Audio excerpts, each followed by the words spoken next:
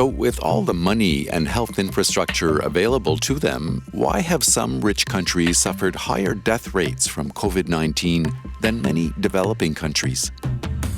We did find that one of the common denominators was the local leadership. In particular, the test, trace, isolate system, which is one of those core epidemiological tools, really had most benefits when it was locally delivered.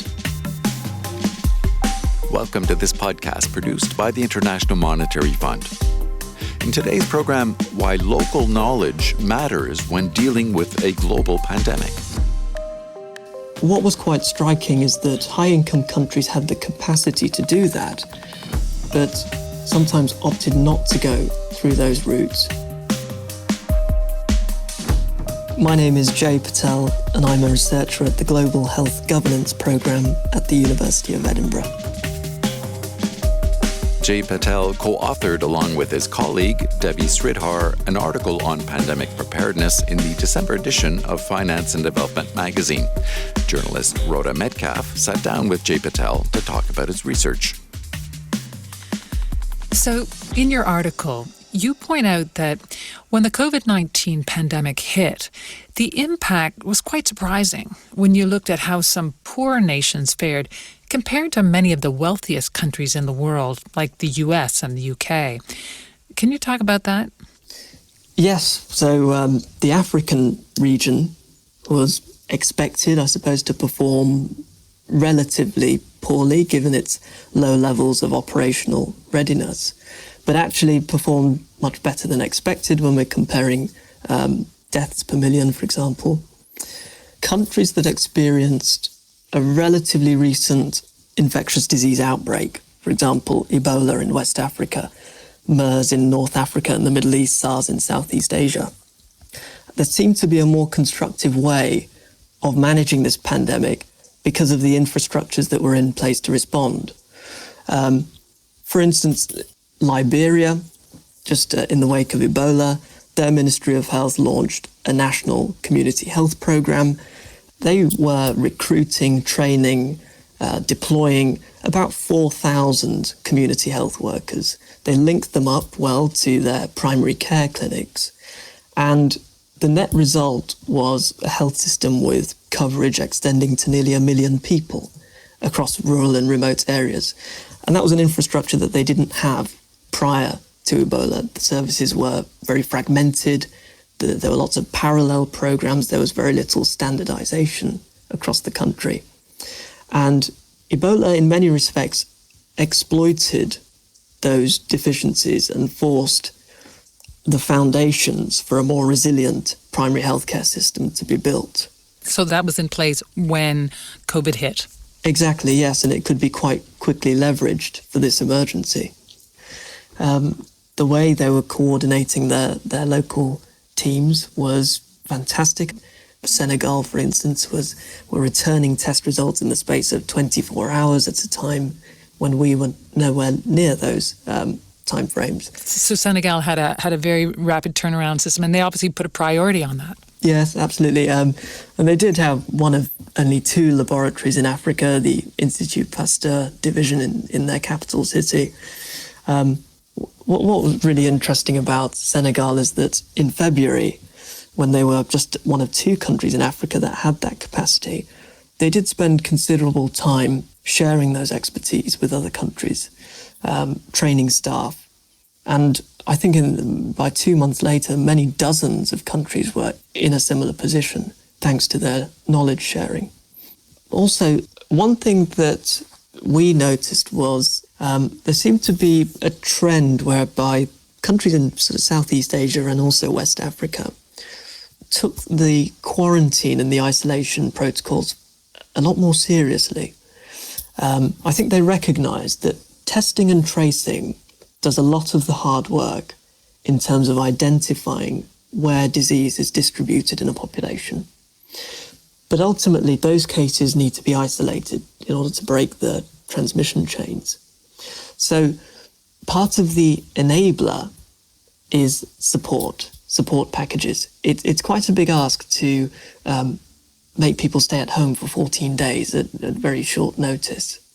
And what these countries had in common was that any practical support, any financial support, often covering quite high percentages of their salaries for those periods of times, were offered to people just to ensure that the transmission chains were cut off.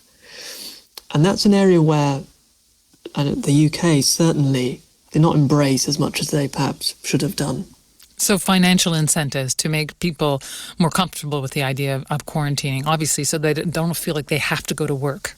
Yes, exactly. And sometimes it's practical support that people need. It's the food delivery.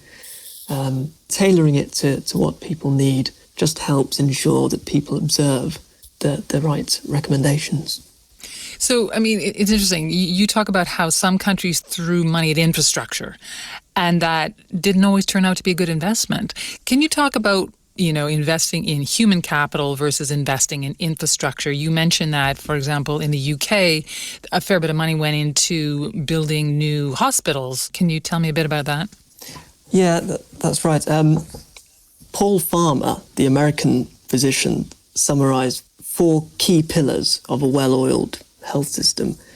And he said that they need staff, stuff, space and systems. And that's quite a nice way of distilling their complexity. And you mentioned the Nightingale hospitals in the UK.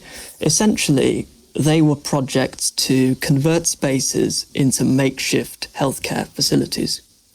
They were intended as a means of rapidly boosting health system capacity, especially for the periods when the National Health Service would be overstretched. What we actually observed was that even when the NHS was nearing collapse, those Nightingale hospitals, which cost nearly $750 million, were left largely unused. There was a hyper-focus on acquiring space, procuring stuff like medical equipment, therapeutics, linking to systems, but there were not enough trained staff on hand. So there was the human capital that was missing. That's right, yes, exactly. And you were saying that countries who put more of a focus, particularly on being able to quickly get people into place, increase the number of healthcare workers, has that proven to be the most effective approach? I think that's certainly one of the observations that we've found. And it also applies to high-income countries. Japan did pretty well in the early months, especially around contact tracing. Again, training lots of public health nurses to conduct the contact tracing. And they realized that really one of the key weapons, if you like, in disrupting community transmission was identifying clusters of cases and working backwards to understand where those clusters might have emerged. So having the on-the-ground support to coordinate those efforts certainly helped, whereas in the UK, that was all done via a call centre. And ultimately, contact tracing is about trust. And it's very hard to ascertain the right information and make contact tracing effective when people are talking to call centres so many miles away without understanding the local context. I see. So you're saying that in Japan, that this system, the people work closer to the communities that they were actually trying to contact? Yes. And they had the benefits of the local awareness and greater trust. Right, I guess because not everyone is willing to admit that they've got the illness in the family or that they've been in contact with someone. Exactly, yes. It's a case of dobbing in your friends, really. Right. That's interesting. So this leads to my next question, which is the question of local versus central leadership. And you say that certain countries had very good local organizations rolling out programs and that this had a big impact. So, I mean, what does that look like, the local community-based approach versus sort of a more centralized top-down strategy? Yes, we did find that one of the common denominators was the local leadership. In particular, the test, trace, isolate system, which is one of those core epidemiological tools, really had most benefits when it was locally delivered, especially at the community levels. Essentially, we think the infrastructure for those should be decentralized. And what was quite striking is that high-income countries had the capacity to do that, but sometimes opted not to go through those routes. And the UK was one example of that. And I think maybe political reasons bled into why that was the case. So when you say that, what do you mean? I mean, instead of keeping it all in a central office, they should have, put it out to a lot of regional offices, or I'm just trying to imagine what that looks like.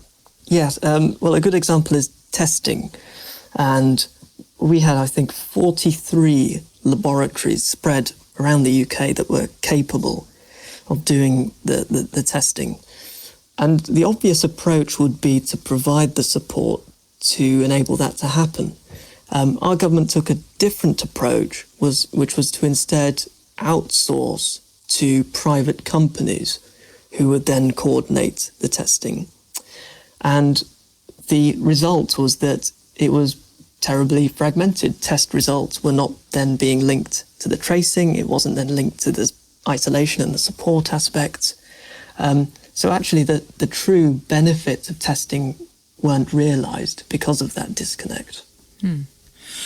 So you also argue in your article that countries need to invest more in what you call health security, and that they shouldn't be looking at this as a cost, but that they should be looking at this more as a kind of insurance against future losses. So first of all, I mean, what do you mean by health security, and why should we be looking at it as an investment, not a cost? Well, it seems as though the public health community engage in an almost annual rite of passage where they're justifying why financing health is an investment and not a cost. You asked about health security.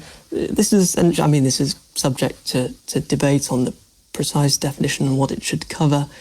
But essentially it's about protecting populations from incidents that threaten population health. Right. And that includes infectious disease, pathogens, antimicrobial resistance. On prevention, I think COVID-19 gives the economic argument, I hope, crystalline clarity, because essentially the task that's presented to us is spending tens of $billions could possibly prevent an expenditure of tens of trillions of dollars. And the estimated cost of this pandemic is certainly in that region.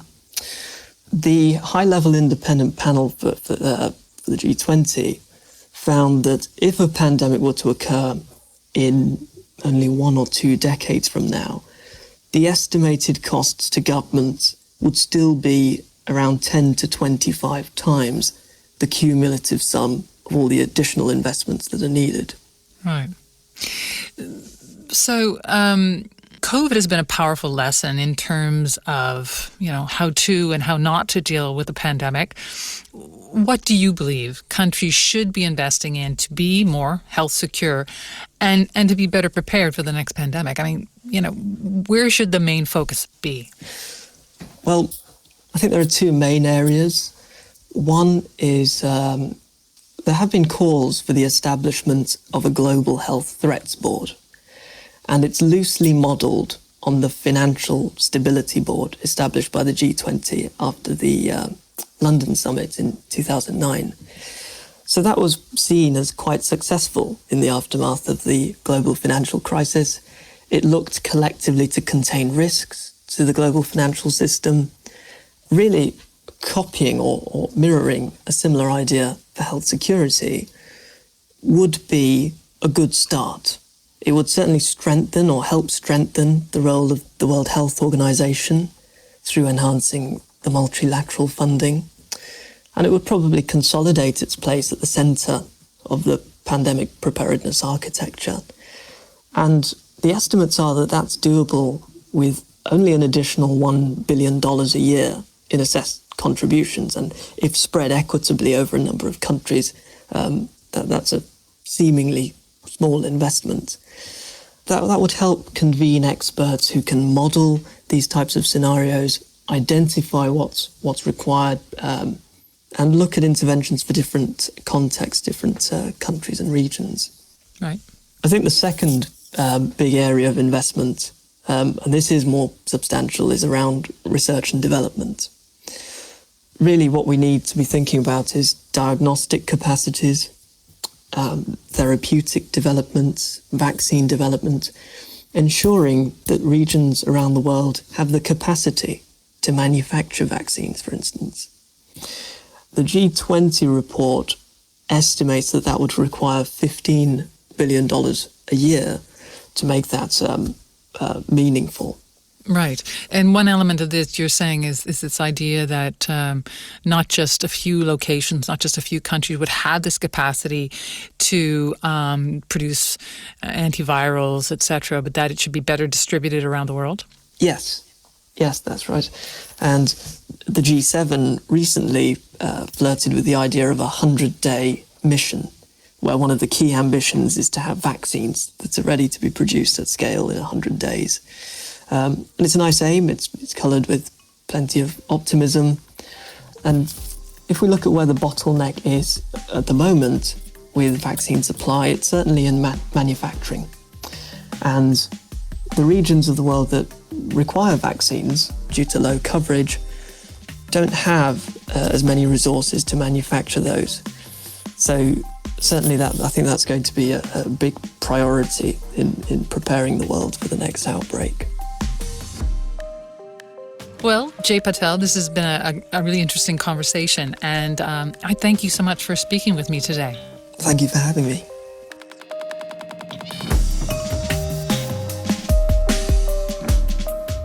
That was journalist Rhoda Metcalfe speaking with Jay Patel, researcher at the Global Health Governance Program at the University of Edinburgh. Patel and his colleague, Devi Sridhar, have an article on pandemic preparedness in the December issue of Finance and Development magazine. Check it out at imf.org/F&D or download the Finance and Development app. And look for other IMF podcasts wherever you get your podcasts. Please subscribe if you like what you're hearing. You can also follow us on Twitter at IMF_podcast. I'm Bruce Edwards. And I'm Rhoda Metcalfe. Thanks for listening.